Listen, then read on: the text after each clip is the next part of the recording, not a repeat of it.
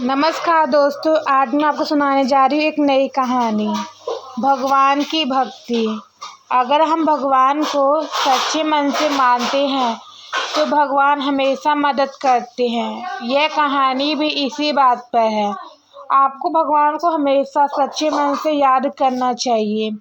उसकी आवाज़ सुनकर बहुत अच्छा लगता है। अगर वह किसी दिन नहीं आता है तो ऐसा लगता था कि आज का दिन अच्छा नहीं जाएगा, क्योंकि उसकी आवाज़ बहुत ही अच्छी लगती थी। वह बहुत ही सुंदर भजन गाता था। हर रोज़ वह भजन गाने के लिए मंदिर आता था। उसे दुनिया से कुछ भी नहीं लेना था। उसका मानना यह था कि दुनिया जिसने भी बनाई है बहुत सुंदर है, इसे देखकर बहुत अच्छा लगता है, इसलिए भगवान को मानना बहुत अच्छा लगता है। हमें भजन भी गाना बहुत अच्छा लगता है। हर व्यक्ति यही चाहता है कि वही भजन गाए। उसकी आवाज़ बहुत ही मीठी है। वह जब भी भजन करता है तो मन बहुत खुश हो जाता है। जब सभी का मन खुश होता है तो उसकी आवाज़ से भगवान भी बहुत खुश होते होंगे। उसने अपना जीवन ही सबकी भलाई के लिए लगा दिया था। वह यही चाहता था कि सबका भला हो जाए, कोई भी परेशानी में ना हो, सभी बहुत खुश हो जाए। वह सबकी खुशी के लिए कुछ भी कर सकता था। अगर वह किसी को भी भूखे देखता था तो उसको खाना खिलाता था। उसका जीवन सबके लिए था। मंदिर में ही सोया करता था। एक दिन एक सेठ मंदिर में आया और उसने मंदिर में एक सोने की मूर्ति लगाई थी। सभी ने उसकी पूजा की थी। उसके बाद वह मंदिर में ही रखवा दी थी। भोला, जिसका भजन सभी सुनते थे, वह मंदिर में सोता था। मगर सेठ को लग रहा था कि कहीं भोला मूर्ति को नुकसान न पहुंचाए, इसलिए सेठ ने मंदिर से उसे बाहर रखने को कहा था। मगर सभी का विश्वास था कि भोला ऐसा नहीं कर सकता है, बल्कि उसे किसी भी वस्तु से कोई भी लेना देना नहीं है। वह धन की भी आवश्यकता नहीं रखता है। उसने तो पूरा जीवन ही सबकी भलाई में लगा दिया था, इसलिए उस पर शक करना गलत होगा। सेठ ने सभी की बात को मान लिया था, इसलिए उसने कुछ भी नहीं कहा था। वह वहाँ से चला गया था। 2 दिन बाद शाम का वक्त होगा। अभी मंदिर में आरती नहीं हुई थी। आरती का समय अभी नहीं हुआ था। मौसम खराब हो गया था। लगता था कि तूफान आने वाला है और बारिश की भी उम्मीद हो रही थी। कुछ देर बाद ऐसा ही हुआ था। बारिश और तूफान आने शुरू हो गए थे। कुछ भी नज़र नहीं आ रहा था।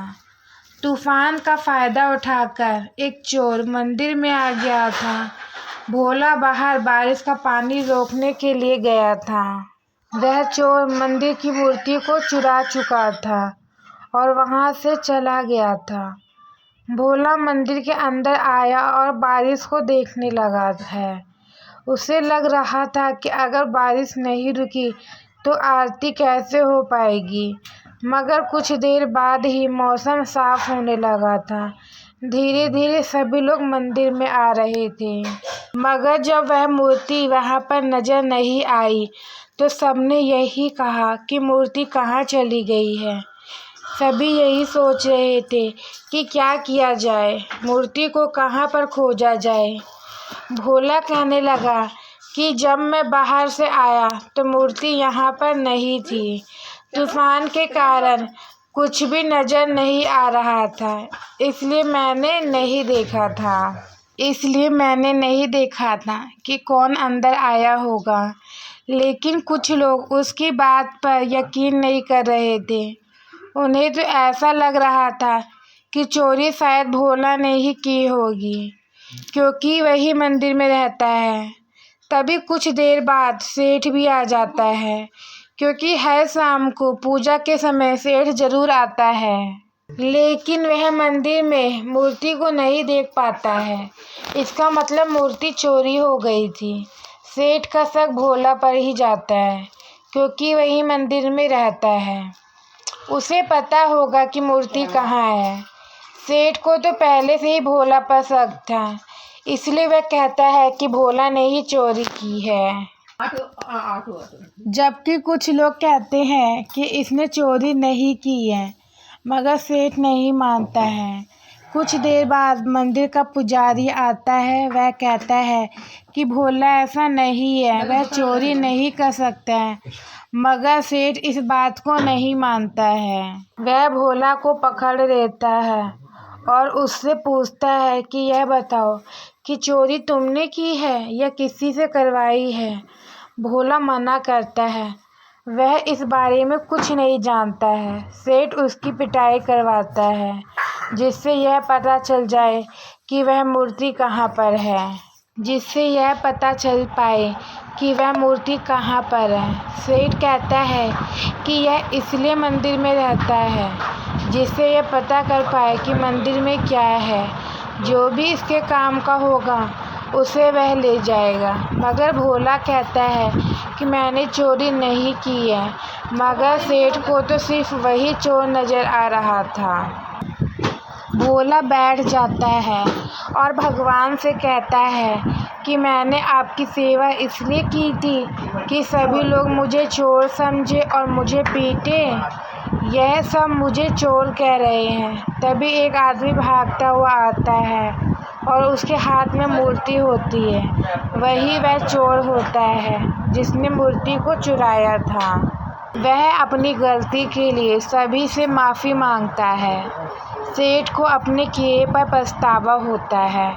वह भोला से माफ़ी मांगता है, क्योंकि भोला ने कुछ भी नहीं किया था।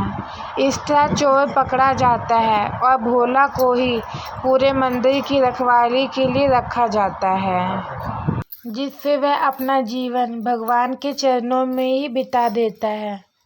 अगर हम सही हैं और सच्चे हैं तो हमारे साथ कभी भी बुरा नहीं होता है।